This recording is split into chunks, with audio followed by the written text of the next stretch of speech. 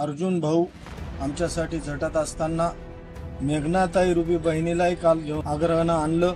भावानं बहिणीला ओवाळणी टाकायची आणि बहिणीनं भावाला रिटर्न गिफ्ट द्यायचं. पोलिसांची भूमिका पाहता माझी तळपायाची आग मस्तकाला गेलेली आहे. त्यांनी आम्हाला गुन्हेगार ठरवलं. विहिरीत उडी मारणं कोणत्या कायद्यानं गुन्हा आहे, मला हेच बन्सल साहेबांना बाकीच्या त्यांच्या पोलिसांना विचारायचंय. कालही होतो, आजही आहे. रोजच गुन्हे दाखल केले पाहिजेत. विहिरीतून बाहेर निघायला तयार नव्हते, त्यांची मानसिकता नव्हती. ते आम्ही बाजूला घेतलं, प्रशासनाला मदत केली. गुन्हेगार ठरवायचा असेल तर उद्यापासून पोलीस प्रशासनाला इकडं बंदोबस्त लावायला सांगा.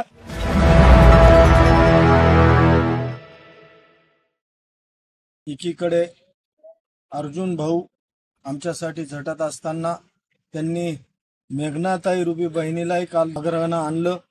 त्यांनी ज्या मायेनं भावांना समजून घेतलं त्याच्यातून मला वाटतं काही ना काही प्रश्न मार्गी लागल्याशिवाय राहणार नाही. काल एवढ्या गर्दीत मेघनाताईंना मला सांगायचं राहिलं की मेघनाताई, तुमचं शासन लाडक्या बहिणींना सर्व काही देतंय, परंतु लाडक्या भावांना तुमचं शासन देशोधडीला लावतंय. रक्षाबंधनाचा सण जवळ आलाय. रक्षाबंधनाला भावानं बहिणीला ओवाळणी टाकायची असते, परंतु मेघनाताई, हा रक्षाबंधनाचा सण तुमच्या भावाचा खिसा फाटलेला आहे. ओवाळणी तर टाकू शकणार नाही, परंतु जसं आजकाल नवा ट्रेंड सुरू झालाय, भावानं बहिणीला ओवाळणी टाकायची आणि बहिणीनं भावाला रिटर्न गिफ्ट द्यायचं.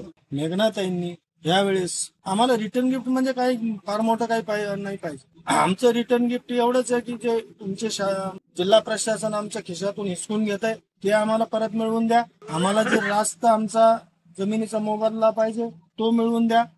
एवढंच काम करायची विनंती करतो. आम्ही गेल्या 83 दिवसापासून सातत्यपूर्ण आंदोलन करतोय. गांधीजींच्या विचाराला साजेसं आंदोलन करतोय.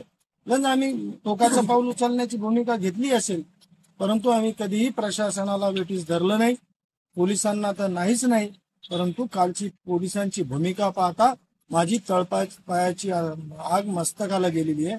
त्यांनी आम्हाला गुन्हेगार ठरवलं. आमचा गुन्हा काय तर आम्ही आमची मागणी मांडत होतो. कुणी दखल घ्यायला तयार नाही म्हणून पोटतिडकीनं मांडत होतो. विहिरीत उडी मारणं आमच्या विहिरीत हा कोणत्या कायद्यानं गुन्हा आहे, मला हेच बन्सल साहेबांना बाकीच्या त्यांच्या पोलिसांना विचारायचंय. आणखी त्यात नमूद केलंय डिझेल घेऊन आत्मदहन करणार होते.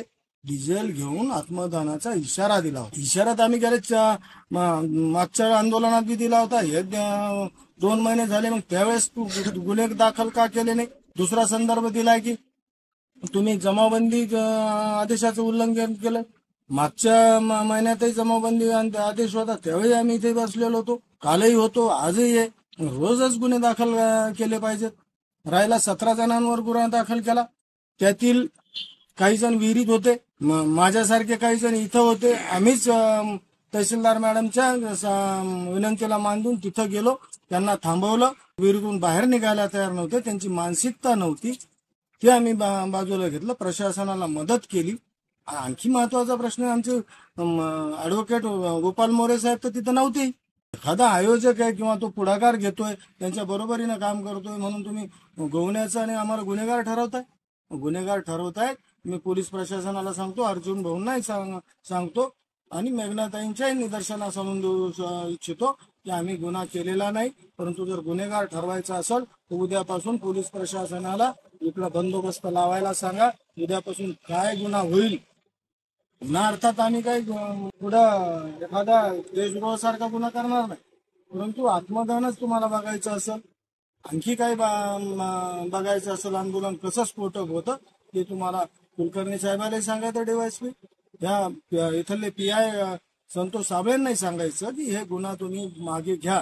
आम्ही त्याच्यासाठी ना जमानत घेणार आहेत ना काही करणार. आणि कोण तो पोलीसवाला आहे, त्यानं ते लिहिलं, त्याचं डोकं ठिकाणावर होतं का?